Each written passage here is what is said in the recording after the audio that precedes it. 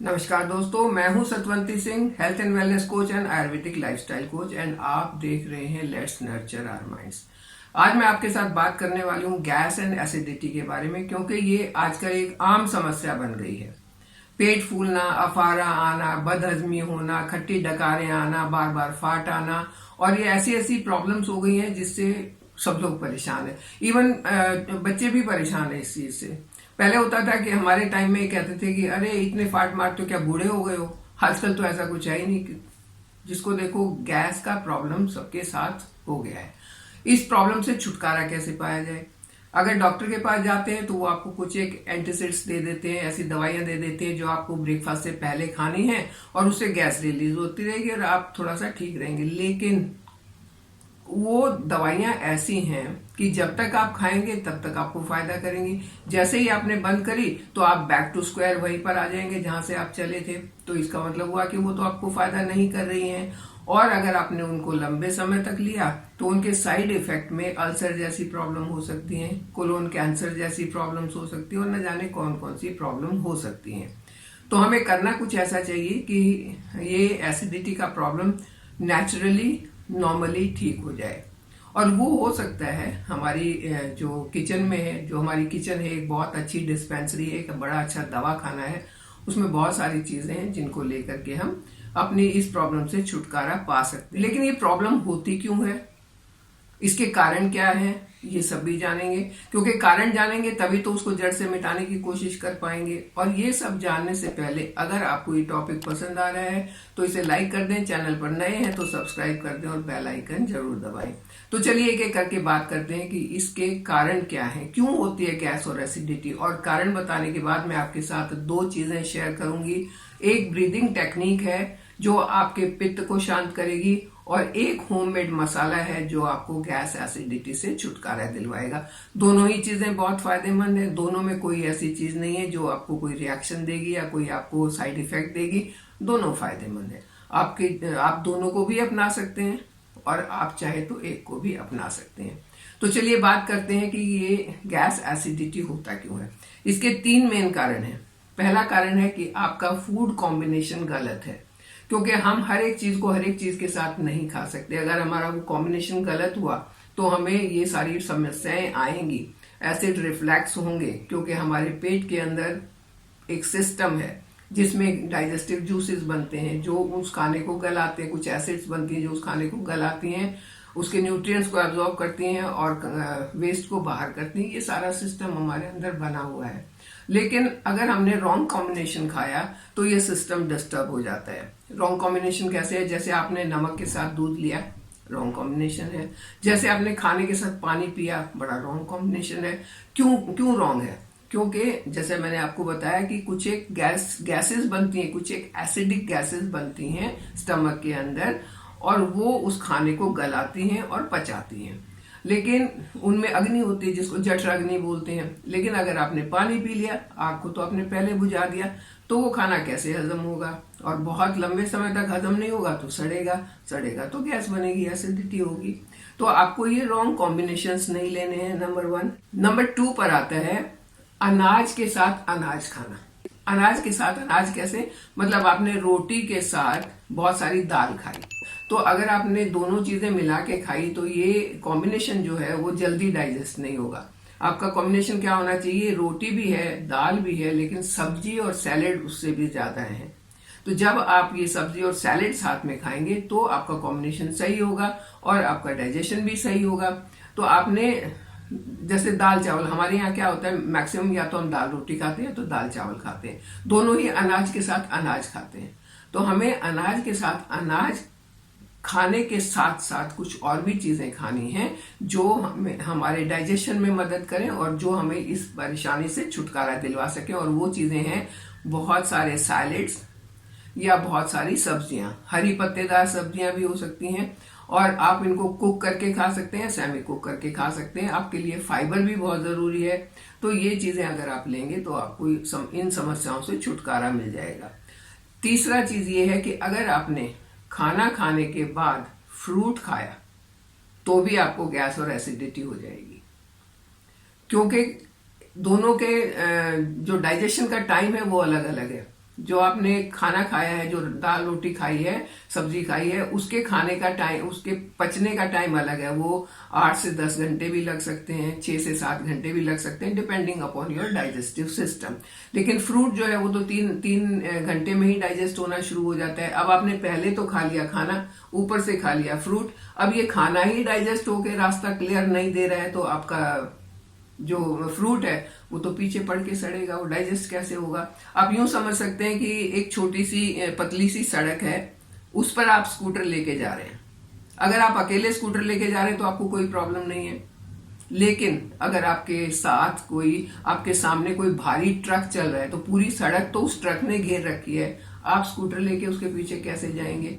और जब आप उसके पीछे चल रहे हैं तो क्या होगा, आपको रास्ता तो नहीं मिल रहा, आप चिढ़ते रहेंगे, कुड़ते रहेंगे, अपने आप के अपनी सेहत को खराब करते रहेंगे। यहाँ भी ऐसा ही सिस्टम है। वो ट्रक है आपका हैवी मील, जो आपने अपना पूरा फुल मील लिया है, चाहे दाल चावल लिए चाहे दाल रोटी लिए, वो फुल मील, और उसके बाद स्कूटर क्या है, वो आपके फ्रूट्स हैं। तो आपने ट्रक के पीछे स्कूटर डाल दिया तो आपका इंडाइजेशन हो जाएगा, आपको एसिडिटी होगी, अफारा होगा, बदहजमी होगी, एसिड रिफ्लैक्स होंगे। और ये ऐसी समस्या है जो 1-2 दिन में शायद आपको नुकसान नहीं पहुंचाए, लेकिन अगर इसको इग्नोर करते हैं तो ये बहुत ज्यादा नुकसान पहुंचा सकती है। पेट में अल्सर बन सकते हैं, पेट में कैंसर बन सकता है, पेट में और बहुत सारी बीमारियां बन सकती हैं, क्योंकि आपकी पूरी टोटल हेल्थ आपकी गट हेल्थ पर डिपेंड करती है। आपकी गट हेल्थ सही है तो आपकी टोटल हेल्थ सही रहेगी, आपके बाल सही रहेंगे, आपका स्किन सही रहेगा। और अगर यही गड़बड़ होगी तो सब कुछ गड़बड़ हो जाएगा। तो आपने इस चीज का भी ध्यान रखना है कि आपने मील के बाद फ्रूट नहीं खाना है। आप पहले फ्रूट खा सकते हैं, उसके 1 घंटे बाद अपना मील लेंगे तो बहुत सही रहेगा। और चौथी एक चीज और है जो आजकल की मेन समस्या हो रखी है, क्योंकि लोगों के पास टाइम नहीं है, अपनी सेहत के लिए टाइम नहीं है, तो वो क्या करते हैं, या तो टाइम मिला तो खाया, खा के सो गए, या तो खा के अपने कंप्यूटर पे बैठे रहे और काम करते रहे। दोनों ही चीज गलत है, क्योंकि आपका वो जो डाइजेस्टिव सिस्टम है उसमें मूवमेंट कहाँ से आएगा, और अगर मूवमेंट नहीं आएगा तो खाना आगे चलेगा कैसे, वो पचेगा कैसे। आप तो बैठ गए हैं, बैठ गए तो खाना भी वही जम के बैठ गया है, और बहुत देर तक अगर जम के बैठा हुआ है तो क्या होगा, सड़ेगा ही ना, फिर गैस ही बनेगी। तो खाते ही ना तो बैठना है ना तो सोना है, थोड़ा सा टहलना या थोड़ा सा काम करना बहुत जरूरी है। ये हुए रीजन कि क्यों आपकी गैस बनती है। एक आजकल एक और भी मेन रीजन हो गया है, क्योंकि कंप्यूटर पर काम करते हैं, यहाँ काम कर रहे हैं, उंगलियां चल रही हैं, कुछ भी उठाया, खाया, पिया और फिर काम करने लगे। अब वो जो आप खा रहे हैं कुछ भी, उसके साथ आपकी हवा भी जा रही है, क्योंकि आपका ध्यान नहीं है उसमें, आपका ध्यान कंप्यूटर में है।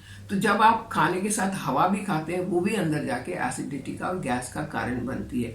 तो आपने खाना है तो सिर्फ खाना है, बाकी काम छोड़ दें कुछ टाइम के लिए और आराम से खाना खाएं। कुछ फूड आइटम्स भी ऐसे होते हैं जिनसे गैस बनती है, जैसे उड़द की दाल रात को अगर आपने खाई तो गैस बनेगी आपको। तो ऐसी जिन चीजों से आपको गैस बनती है उनको आप अवॉइड करें तो ज्यादा अच्छा है, या फिर ऐसे टाइम पर खाएं जहां पर वो डाइजेस्ट हो जाती हैं। तो चलिए अब बात करते हैं पहले एक व्यायाम की, एक ब्रीदिंग टेक्निक की, जो आपको फायदा दे सकती है इस समस्या से छुटकारा पाने के लिए। और उसको योग में कहते हैं, उसको आयुर्वेद में कहते हैं शीतली प्राणायाम। शीतली यानी कि अंदर से बॉडी को शीतल करने वाला। और ये जितनी भी समस्याएं होती हैं वो बॉडी की गर्मी से होती हैं, क्योंकि आपका डाइजेस्टिव सिस्टम बहुत गर्म हो गया, हीट अप हो गया है, वहां पर खाना पच नहीं रहा है, सब कुछ जाम हो गया है। वहां पर एक शीतलता लाने के लिए शीतली प्राणायाम बहुत फायदेमंद है। इसमें ज्यादा कुछ नहीं करना है, आपको सीधे बैठना है स्ट्रेट पोजीशन में, कंफर्टेबल पोजीशन में, और अपनी टंग को बाहर निकाल के और उसका एक ट्यूब टाइप बना लेना है, ट्विस्ट करना है उसको इस तरीके से। और फिर इस ट्यूब के थ्रू आपने लंबी सांस लेनी है पेट भरने तक, जब तक आपका पेट फूल जाए इतनी सांस लेनी है।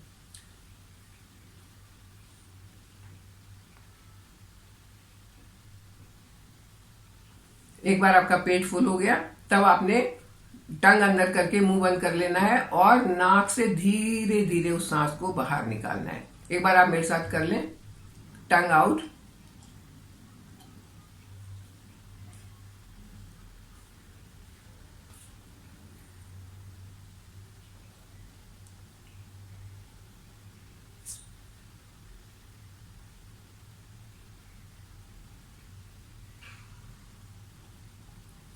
इस प्राणायाम को अगर आप दिन में 4-5 बार करते हैं या जब आप खाना खाते हैं उससे आधा घंटा पहले करते हैं तो आपको बहुत फायदा होगा। इसका नाम ही शीतली प्राणायाम है, इसीलिए कि ये आपके पित्त को शांत करता है और पित्त से होने वाली बहुत सी समस्याओं से छुटकारा दिलवाता है।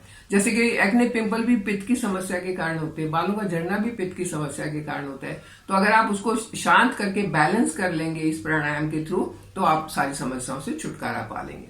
तो चलिए, अब दूसरी चीज मैंने बताया था कि आपको एक मैं होम रेमेडी भी बताने वाली हूँ, और वो होम रेमेडी है सिर्फ 3 इंग्रेडिएंट हमने लेने हैं और उनसे हमने उसको बनाना है। पहला इंग्रेडिएंट है सौंफ। सौंफ खाना खाने के बाद बहुत से लोगों की आदत है, खाते हैं, और वो बहुत अच्छी चीज भी है। तो पहला इंग्रेडिएंट सौंफ है। सौंफ आपके पाचन तंत्र को मजबूत करता है, डाइजेस्टिव सिस्टम को मजबूत करता है। इसके अंदर कुछ ऐसे एंजाइम्स होते हैं जो आपके डाइजेशन को सही करते हैं, और सौंफ पेट में बनने वाली गैस को भी खत्म करता है। नंबर 2 पर आता है जीरा। जीरा यानी कि cumin seeds. Cumin seeds digestive system को स्ट्रेंथन करते हैं, डाइजेशन के लिए बहुत अच्छे होते हैं। इसको तो हम थोड़ा सा रोस्ट करके लस्सी वगैरह में, दही वगैरह में भी डाल के अगर लेते हैं तो बहुत फायदा करते हैं। तो हमने दूसरा इंग्रेडिएंट लेना है क्यूमिन सीड्स, और तीसरा इंग्रेडिएंट जो है वो है कार्डेमम यानी कि हरी इलायची। 3 या 4 हरी इलायची। ये मैं एक टाइम का आपको बता रही हूँ। अगर आप इसको 2 तरीके से यूज कर सकते हैं। या तो आप डेली ये पोर्शन लें और अपनी एक तरह की चाय बनाएं और उसको पिएं, या आप इसी रेशो में इसको एक पाउडर बनाएं, पाउडर बना के बॉटल में डाल के रख दें, और जब आपको पीना हो उस पाउडर से चाय बनाएं। तो ये दोनों ही तरीके से आपको फायदा करेगी। अब चलिए बताते हैं कि बनाना कैसे है। आपने कार्डामम लेनी है 3 से 4, या तो 3 या 4 लेनी है, डिपेंड करता है कि आपके पास कौन से साइज की है। और उसके साथ 1 टीस्पून आपने लेना है सौंफ और 1 टीस्पून जीरा। इन तीनों चीज को 1 गिलास पानी में डाल के आप लो फ्लेम पर 5 से 7 मिनट तक पका लें। वो 1 गिलास पानी जो है वो ऊपर का 3/4 गिलास पानी भाप बन जाएगा, और आपके पास लगभग 1 चाय का कप पानी बचेगा। उसको आप छान के रख लें और थोड़ी देर ठंडा होने दें ताकि वो पीने लायक हो जाए। जब वो पीने लायक हो जाए तो उसको सिप सिप करके, इसको आप 2 तरीके से पी सकते हैं। या तो आप इसको पिए अपना खाना खाने के 10-15 मिनट बाद। अगर आपने डिनर में लेना है तो 10 मिनट के बाद लें, या अगर आपने दिन में इसको लेना है तो लंच से 1 घंटा पहले भी आप इसको ले सकते हैं। ये दोनों ही तरीके से आपको फायदा करेगा। और क्यों फायदा करेगा? क्योंकि सौंफ में और इलायची में डाययूरेटिक प्रॉपर्टीज होती हैं। जब आप इसको पिएंगे तो वो इससे आपका यूरिनेशन पास ज्यादा होगा, तो आपकी बॉडी के अंदर जो फ्लूइड जमा हो गए हैं, जो मोटापे का भी कारण बनते हैं, बैली फैट का भी कारण बनते हैं, और गैस एसिडिटी का भी कारण बनते हैं, तो वो फ्लूइड आपके यूरिन के थ्रू बाहर निकल जाएंगे, यानी कि आपकी बॉडी जो है वो डिटॉक्स हो जाएगी। वाटर रिटेंशन नहीं होगा और आप मोटापे से भी बच जाएंगे। 1 पंथ 2 काज। तो देखिए कितनी अच्छी बात है। आप ये 2 चीज करके देखिए, एक शीतली प्राणायाम और ये जो मैंने डिटॉक्स टी बताई है आपको, ये आप बना के देखिए। टी का मैंने आपको बता दिया, आप दोनों तरीके से ले सकते हैं। या तो पाउडर बना के रख लें, जब आपने चाय बनानी हो तो 1 टेबल स्पून, याद रखें यहाँ पर 1 टेबल स्पून पाउडर उसमें डालना है, और आपने अपनी चाय इसी तरीके से बनानी है। या आप डेली ये 3 चीजें डालें और अपनी चाय बनाएं। दोनों ही तरीके से ये फायदा करेगा। तो आप इसके फायदे उठाते हुए मेरे साथ बने रहिए, चैनल को सब्सक्राइब कीजिए। Thank you.